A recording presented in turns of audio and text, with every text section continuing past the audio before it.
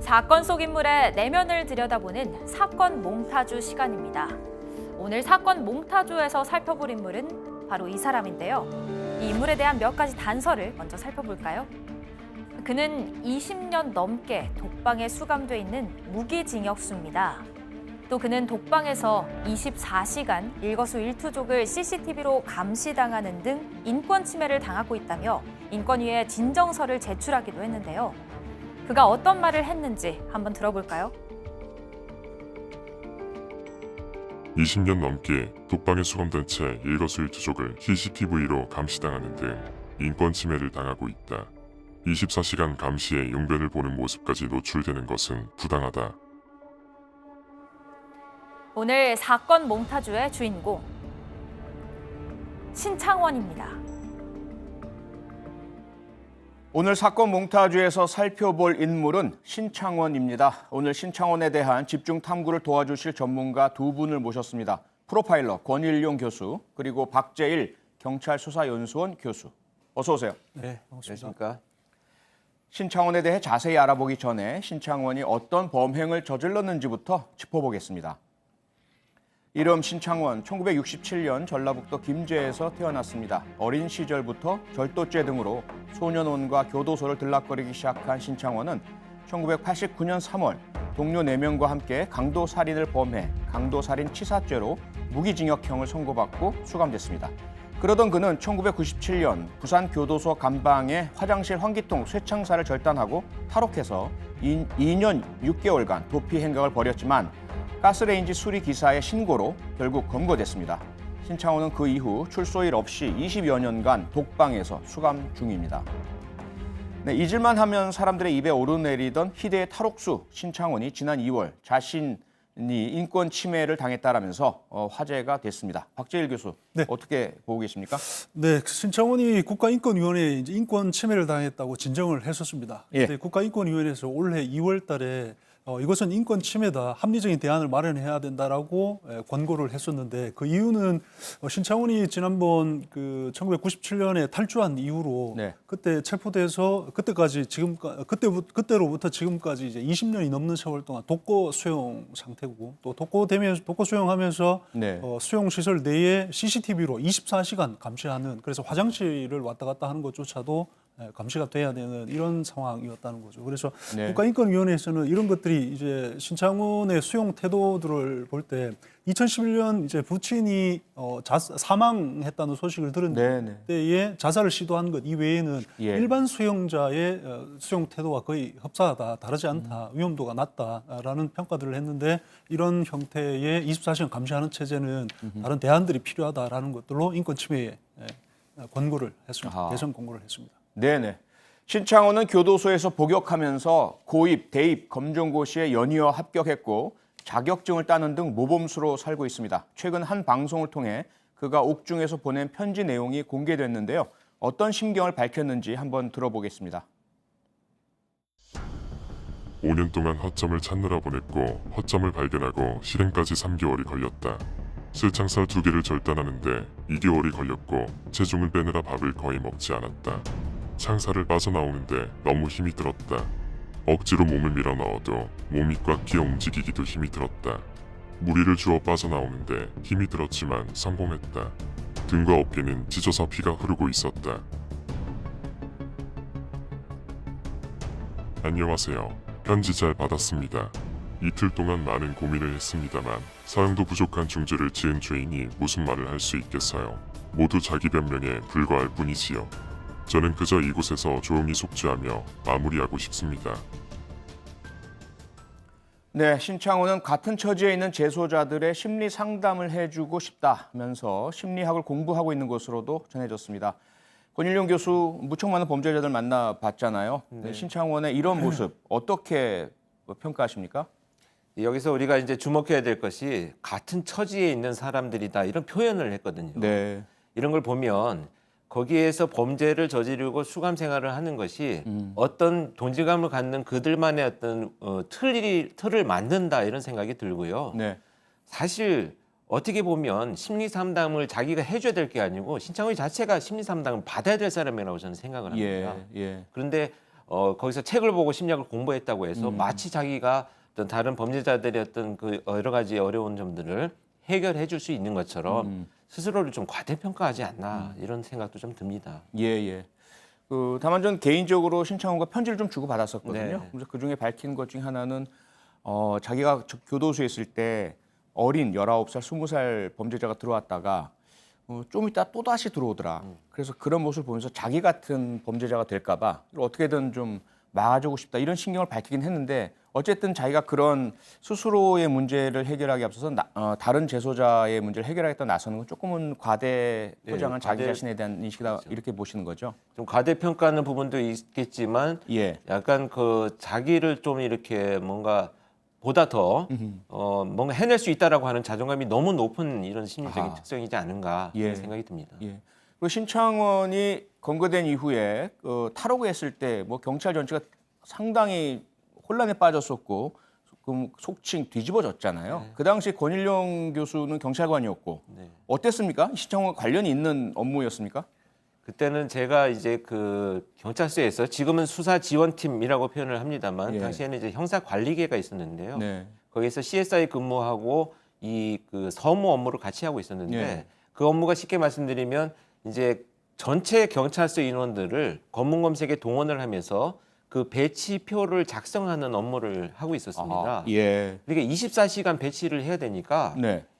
사실 그 끝도 없는 이런 업무가 이어지고 어허. 또 신창원이 한번 지나갔다 그러면 그 책임을 응? 예. 무한 책임을 져야 되는 이런 그 상황이 전개가 되다 보니까 그랬었죠. 많은 경찰관들이 굉장히 힘들어하고 예. 또 그런 그 계속되는 끝도 없는 근무를 배치하는 배치표를 작성하는 저한테도 원망을 뭐 표현하고 이래서 예. 제가 그때 거의 한 몇 개월을 정말 사무실에서 잠을 잤던 아하. 그런 기억이 있습니다. 예. 네. 지금 권일용 교수 이야기하니까 떠오르는 것이 그 당시에 신창원에 대한 경찰 내부에서의 좀 숨겨진 속칭이 경찰 인사과장이다. 맞습니다. 네, 맞아요. 그렇죠? 네. 신창원이 지나간 곳이란 것이 나중에 밝혀졌을 때 네. 그 뭐 파출소장, 서장, 뭐 수사과장, 경비과장 다 인사 조치되고 네. 징계당하고 맞아요. 그랬던 일이 있었을 정도인데 박재일 교수도 그 당시에 경찰관이었잖아요. 네, 맞습니다. 어땠습니까?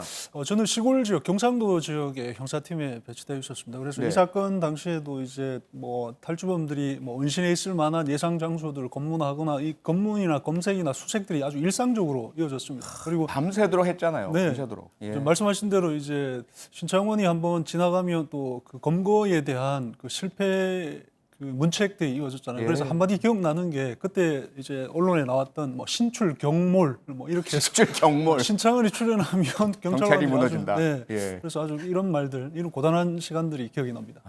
그러니까 결국 탈옥이 없었으면 그런 일이 없었을 텐데 네. 탈옥이 문제였잖아요. 네, 맞습니다. 교도소에서 밖으로 도망간다는 게 영화나 드라마에서야 가능하지만 네. 실제로는 무척 어려운데 네. 어떻게 탈옥을 할 수 있었습니까? 네, 이 준비 시간도 아주 굉장히 많고 네. 또 아주 지난한 시간들을 보냈다고 알려져 있습니다. 예. 예를 들면 이제 새창사를 2개를 끊었어야 했는데 새창사를 끊기 위해서 이제 징역행에 처해지면 이제 노역장에 유치되면서 자기 신발 깔창 밑에 쇠톱, 그러니까 새창사를 자를 수 있는 쇠톱을 숨겨서 이제 예. 들어왔고 예. 그렇게 들어온 것들을 가지고 1.5cm 두께의 새창사를 이제 자르는데 어허. 매일 이제 20분씩 교화 방송이라는 걸 교대소에서 하고 있습니다. 예, 예. 그 방송 기간 중에 이제 소음이 나니까 그 방송 기간 중에만 잘라야 하는. 그래서 다른 소리가 밖으로 안 들리니까. 맞습니다. 그래서 2달 가까이 이걸 잘라내는데 시간이 소비가 됐고 또 예. 그 작은 통로를 통과하는데 15kg의 체중을 네. 이제 빼야 하는 또 줄여야 하는 감량 다이어트에 거의. 네, 네 맞습니다. 그리고는 어허. 통과해서 또 공사 현장을 또 단밑을 파고 또 아하. 나와야 하는 이런 지난한 과정들을 거쳤다고 알려져 있습니다. 네. 그럼 좋은 일에 그 노력을 썼으면 얼마나 좋았을까라는 네, 생각이 맞습니다. 드는데 정말 대단하긴 대단하네요. 네. 신창원은 그 이후 약 2년 반 동안 전국을 오가면서 약 9억 8천만 원을 훔쳤습니다. 권일용 교수 그러면서도 본인도 뭐 사람은 해치지 않는다 이런 걸 쓰기도 했고 실제로 사람을 해치지는 않았잖아요. 이건 어떻게 보세요? 사실 우리 그 범죄자들이 보면 그 살인 범죄를 저지르는 경우에는 자기가 잡히지 않으리라는 확신들을 가지고 있지 않습니까? 네. 어찌됐건 나는 잡히지 않을 것이다 이런 확신을 갖고 있는데 그렇죠. 그것이 결국은 내 신원이 밝혀지지 않을 것이다라는 자신감에서 비롯되는데 네. 신창원 같은 경우에는 이미 이제 알려져 있고요. 음. 자기의 범행에 대한 어떤 정보들이 경찰이 충분히 알고 있다라는 어떤 두려움도 있었을 것이고 예. 두 번째 가장 중요한 것은 지금 이렇게 열심히 노력하고 오랫동안 준비해가지고 탈옥을 해서 어허. 탈옥 과정을 이어가려면 네. 중범죄보다는 좀 사소한 범죄, 그러니까 경제적인 기본 생활을 유지하기 위한 정도의 범죄를 저지르면서 네. 중범죄를 중범죄를 저지르지 않아야만 그나마 경찰의 추적이 그렇게 뭐 강화되지 않겠느냐. 또 하나는 그런 도피 생활을 이어가기 위해서는 조력이 필요한데 네. 강력 사건을 저지르고 나면 누구도 나를 도와주거나 숨겨주지 않을 아, 것이다라고 예. 하는 이런 약간 전략이 있었지 않았는가 하는 생각이 듭니다. 네. 그런 부분과 조금 반대되는 행보도 보였잖아요. 사실은 드러나지 않으면서 오랜 동안 그 도주 생활을 지속하려면 그 눈에 띄는 행보는 하지 말아야 될 텐데 장애인 수용 시설 또 소년소녀 가장한테 돈을 보내고 훔친 돈 중에 일부를 말이죠. 이런 행동은 어떻게 보세요? 그런 행동들이 결국은 다른 사람들이 볼 때는 마치 신창원이가 정말 탈옥해서 예전에 홍길동처럼 의적. 네, 의적 아하. 행위를 하고 예. 나름대로 자기가 정말 그 선행을 베푼다라는 것으로 그것을 범죄를 합리화하는 것처럼 보여지기 위한 이런 노력이지 않은가 생각도 들고요. 예. 결과적으로는 그런 행위들을 통해서 자신한테 은신처를 제공하는 여성들이 보다 더 좀 심리적인 네. 이런 그 교감을 느낄 수 있는 아하. 계기가 되지 않았는가 하는 생각이 듭니다. 네. 박지일 교수, 지금 네. 권일영 교수가 이야기를 했지만 여성들이 사실 네. 신창원의 도주 기간 동안 많은 조력을 제공하기도 했었잖아요. 네, 그래서 맞습니다. 경찰은 2년 6개월 동안 한 명을 못 잡으면서 10만 넘은 경찰관이 한 명의 신창원한테 진다 뭐 이런 얘기까지 들을 정도로 네. 굴욕적인 시간들을 보냈는데 네. 어떻게 신창원이 그 2년 6개월 동안 도피를 할 수 있었던 거죠? 네, 정말 지금 생각해도 아주 굴욕적인 시간이었던 건 맞는 것 같습니다. 예. 저희 형사들 이제 경찰관들이 탈주범은 뭐 말할 것도 없겠고 일반 범죄자들을 추적하면서 기본적으로 확인하고 또 긴장되는 지점들이 있는데 그중에 이제 숙박업소 장기 투숙자, 그렇죠. 그다음에 무직자, 사회적인 격리생활자, 또 PC방에 장기 생활하는 이런 네. 사람들이 기본적으로 검문 또 확인하는 대상들인데 네. 신창원이 이제 이런 추적망들을 피하기 위해서 잠깐 비껴나 있기 위해서 여성들을 활용하고 실제 동거 생활을 하면서 부부를 가장하는 이런 행태들은 결국은 장기적으로 도피 생활을 하는데 아주 주요한 원인이 됐을 것이라고 봐집니다. 네. 권 교수 어떻습니까? 그 당시에 그렇게 신창원에 대한 검문 검색을 위한 배치도 담당하셨고 무척 고생을 했는데 집에도 못 들어가고 사무실에서 잠을 자면서 지금 와서 보니까 왜 우리 경찰이 2년 6개월간 신창원을 못 잡았다 이렇게 보세요.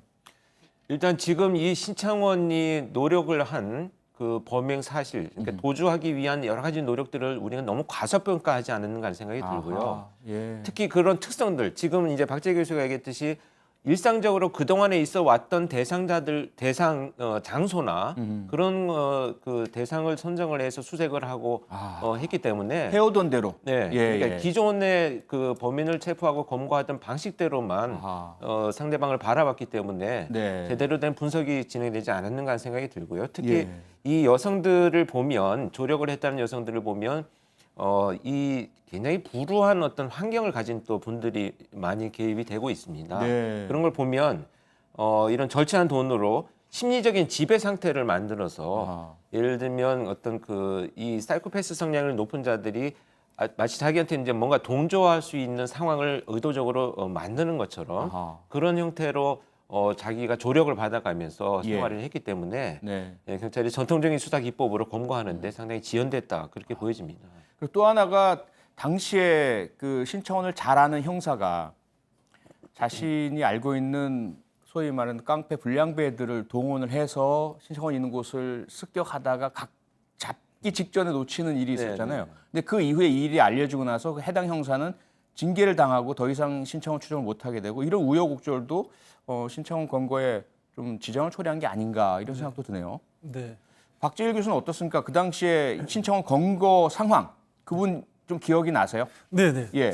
당시에 아주 그냥 뭐 언론에 아주 대수특필되기도 했고 그랬죠. 아주 대대적으로 방송이 됐었지 않습니까? 예. 그래서 당시에 이제 신창원이 체포됐을 된 도시가 이제 전남 순천의 동거녀와 이제 거주하던 아파트라고 알려져 있습니다. 그래서 예. 당시 이제 결정적인 제보를 한 분이 군 부사관 출신의 정보부대 부사관 출신의 이제 가스 수리 기사로 일했던 맞아요. 분이었습니다. 나중에 경찰관 특채되지 않았나요? 특채되었습니다. 그쵸. 지금, 예. 지금도 경찰관으로 근무하고 지금도 근무하고 있죠. 네, 네. 아하. 그래서 저분이네요. 네. 예. 네, 이분이 이제 현장에 도착해서 가보니까 이제 오랜 그 도피 생활을 하면 범죄자들을 경찰관들이 이제 찾아다니다 보면 금방 티가 나는 이유가 그들만의 아주 독특한 방어 행동들을 하게 되는데 예. 네, 신창원도 당시에 모자를 깊이 눌러 쓰고 사람 얼굴을 정확하게 안 쳐다보려고 하거나 네. 그다음에 부부와 같이 사는 것 같은데 뭐 부부 같이 찍은 사진이 없거나 아, 하는 맞아요. 것들을 이상하게 포착을 한 거죠. 거기다 뭐 체육 운동기구들이 막 있고 운동기구 신혼부부집이라고 하면서 네, 맞습니다. 그리고 또 특별히 또 이분이 아주 대단한 게 제보자가 그러고 나서 그냥 보통 이상하면 뭐 신고를 하거나 넘어가거나 할 텐데 이분이 직접 인근 부동산에 가서 저 부동산을 임차한 사람을 확인하는 이런 수사를 절차까지. 했네요, 아예. 맞습니다. 네. 그러고 나서 보니까 이제 그때 당시는 남성의 이름으로 집들을 계약을 하거나 하는 거래들이 많았었는데 일반적으로 그랬죠. 네. 예. 근데 여기는 여성으로 돼 있는 것들을 이상하게 생각하고 아하. 제보를 했던 것입니다. 예. 저분은 정말 경찰관의 자격을 이미 갖추고 계셨던 것 같아요. 네, 아주 지금 아마 상당히 잘하고 있을 것 같은데. 네, 차분하게 그렇게 그렇죠. 대응을 했었습니다. 여기서 한 가지 더 짚어볼 것이요. 권일용 교수, 그 당시에 신창원이 도주를 하고 경찰 피해 다니니까 일단의 시민들은 경찰보다 신창원을 오히려 응원을 하고 뭐 잡히지 말아라 이런 글이 막 인터넷에 올라오기도 하고요. 신창원을 막 영웅시하거나 만화도 등장하고 이런 현상은 어떻게 보세요? 참 진짜 지금 생각하면 그 뭐 정상적이지 않다 이렇게 볼 수는 있겠습니다만 당시만 해도 참 경찰이 이렇게 그 계속 그 소위 헛발질을 하는 것에 대해서 예. 일종의 어떤 그 뭐 다른 감정들을 느끼지 않았는가 하는 생각이 들긴 합니다. 물론 네. 이제 이 신창원 같은 경우는 본인 진술에 의하면 뭐 어릴 때 지독한 가난이 있었고 자기가 열악한 환경에서 자라왔고 또 뭐 교사로부터 어떤 차별 대우를 받은 것이 자신을 이렇게 만들었다라고 주장을 하고 있는데요. 예. 그런 것들에 대한 약간 이제 동일시하는 뭐 분위기도 있었던 것 같고 네. 그 옷을 이제 비싼 옷을 저렇게 좀 사입고 그렇게 다녔지 않습니까? 저는 네. 브랜드를 몰랐고 지금도 기억이 안 나는데 뭐 많은 분들이 저 브랜드를 얘기하고 막 따라서 네. 사 입기도 하고 그렇더라고요. 근데 사실 저 이렇게 굉장히 보면 예. 아이러니한 거죠. 왜냐하면 예. 도피 생활을 하면서 자기를 드러내지 않아야 되는 오히려 맞아요. 뭐 맞아요. 이렇게 좀 은폐되는 옷을 입고 다녀야 됨에도 불구하고 그렇죠. 굳이 절차한 돈으로 저런 옷을 사 입고 한다는 것은 그런 성장 배경에서 보상받지 못한 것들을 아하. 혼자라도 자꾸 이렇게 아하. 만족감을 추구하면서 그 은시 생활을 하지 않았는가 하는 이런 것들을 본다면 예. 결국 이런 팬클럽 신드롬 이런 것들은 좀 잘못된 팬덤의 문화의 어떤 현상들인데 예. 사실 이게 2010년 2월에 부산에서 있었던 여중생을 납치해서 성폭행하고 살해한 네. 김길태 사건에서도 예. 이 팬카페가 생겼었거든요. 김길태 팬카페도 있었어요. 있었습니다. 그래서 심지어 그 팬카페에서는 가짜 뉴스를 만들어 가지고 예. 제가 현장에 투입되어 있었는데 프로파일러 권윤영이 예. 김길태가 범인이 아니라서 풀어줬다라는 가짜 뉴스를 어이구. 인터넷에 올리기도 했었어요. 그래서 그것을 공무집행방해로 입건도 하고 그런 예. 과정이 있었는데 검거되기 전에요. 검거되기 전에 전에. 아니 검거되어 가지고 검거된 이후에 조사를 하고 있는데 그다음에 풀어줬다고 가짜 네, 뉴스를. 가짜 뉴스를 내보낸 거죠. 근데 그게 너무 정교하게 만들어 가지고 예. 국민들이 그걸 믿었거든요, 심지어. 어이구. 그런 정도로 그 이런 잘못된 팬 문화, 그러니까 네. 팬덤 문화가 이것은 정말 이 피해자들을 생각한다면 아하. 있을 수 없는 일들이거든요. 절대로 그래서는 안 되죠. 네, 근데 그런 것들이 이제 이런 그 범죄에서 아하. 면면이 일어났었다 이렇게 봅니다. 예. 그 좀 전에 짚어주셨지만 그 티셔츠를 뭐 선망하고 똑같은 걸 사 입는다든지 네. 흉내를 내는 걸 블레임 룩이라고 하잖아요. 나쁜 것이지만 악명 높은 것이지만 어쨌든 잘 알려졌다라는 것 때문에 그걸 따라하는 현상. 과거 그 1930년대죠. 미국에서도 그 보니 앤 클라이드라는 커플 강도 살인범들이 막 다니고 안 잡히고 그러니까 미국에서도 보니 앤 클라이드를 쫓아오고 따라오고 이랬었는데 이런 현상 어떻게 봅니까? 이건 없어야 되잖아요. 그렇죠? 그렇죠. 이거는 정말 잘못된 이 소위 뭐 팬덤 문화라고 볼 수도 없는 현상들이고요. 예. 일시적으로 마치 영웅시되는 범죄자들을 동조하는 순간적인 어떤 이런 순간적으로 지나가는 이런 어떤 현상이다 이렇게 볼 수 있습니다. 순간적으로. 네. 네, 그랬으면 좋겠습니다. 네, 박재일 교수. 네. 오늘 사건 몽타주의 주인공 신창원을 이해하려면 어떤 점을 눈여겨봐야 할지 몽타주의 포인트 한마디로 좀 짚어주세요. 네, 오늘 몽타주의 포인트는 희석된 흉악범입니다. 희석된 흉악범. 네, 그 이유는요? 네, 신창원은 범죄자지 않습니까? 이게 이제 뭐 팬클럽이 생기고 신드롬이 생겨야 될 정도의 사람이 아니라 그다음에 네. 범죄자들 중에서도 그냥 단순하게 사람의 물건을 훔쳐가는 이런 절도 범죄가 아니라 강도의 기회에 사람을 살해한 중범죄자지 않습니까? 그래서 도피 과정에서 뭐 훔친 금품으로 사회복지시설이나 뭐 이렇게 소액을 기부하면서 선량한 이웃의 흉내를 냈다고 해서 이것이 변화는 사실은 아니라고 할 수 있겠습니다. 그래서 네네. 일상의 뭐 평온한 삶을 누려야 되는 뭐 이웃의 삶에 뛰쳐들어와서 돈을 빼앗고 사람의 목숨을 살해한 이런 사람. 그런데 뭐 당시에 뭐 경찰의 다소 미숙한 추적 시스템들 또는 시대적인 상황. 당시는 IMF 시대, IMF 구제금융 맞아요. 상황이어서 1997년. 아주 국민들의 고단한 삶에 신창원이 나타났고 이때 당시에 경찰들의 다소 미숙한 이런 대처들이 예. 신창원을 응원하는 이런 시스템을 만들어낸 것. 하지만 신창원은 중범죄자다. 네. 이런 흉악범들이 희석되는 일들은 없어야 되겠습니다. 네. 자, 그렇다면 권일용 교수는 오늘 사건 몽타주의 주인공 신창원을 어떻게 이해하는지 몽타주 포인트 짚어주세요. 제가 생각하는 몽타주 포인트는 비겁한 영웅심입니다. 아하. 네, 그 이유는요? 지금 심리학 공부를 한다고 하고요. 또 남을 네. 상담한다고 하는 것은 사실 뭐 이렇게 우리가 비난할 만한 정도의 내용은 아닙니다. 예. 나름대로 자기가 어떤 그 이제 교정과 교화되는 상황에서 할 수 있는 것을 찾았다면 과연 아하. 우리가 뭐 그렇게 비난만 할 것은 아니라고 봅니다만 예. 그런 행위 자체가 사실은 본인 스스로가 정말 교화되고 남을 위해서 뭔가 할 수 있는 그런 정도가 되었을 때 비로소 이렇게 발현이 되는 것이지. 네. 자기가 어떤 영웅심에 의해서 그 뭐 기부하고 남을 해치지 않았다라고 하는 이런 합리화를 통해서 자기 범죄를 이렇게 포장하는 그런 것부터 애초에 좀 죄책감을 표현하고 무엇이 잘못됐는지에 대한 원인을 밝혀야지. 편지 내용들도 보면 사실 자기 합리화가 아직도 많이 남아 있거든요. 네. 그래서 이런 비겁하게 그 뒤에서 마치 죄책감을 다 표현하는 것처럼 영웅심을 갖고 있지 않는가 하는 생각을 해봅니다. 네. 네, 지금까지 신창원의 이면을 짚어봤습니다. 두 분께서 말씀해 주신 신창원의 이면들에 대한 키워드들이 화면에 떠 있습니다. 907일 도주, 잘못된 첫 단추 등이 있는데요. 제가 본 신창원의 이면은 뒤늦은 참회라고 생각을 합니다. 과대 포장된 면이 있긴 하겠지만 신창원 스스로 많은 참회를 하고 있고 다른 재소자들을 돕고 싶다는 마음도 표현하는데 너무 뒤늦었지 않았을까. 좀 일찍 참회했다면 탈주를 하지 않았다면 이런 그 장기 복역은 하지 않았을까라는 아쉬움을 갖습니다. 네, 오늘 함께해 주신 두 분 고맙습니다.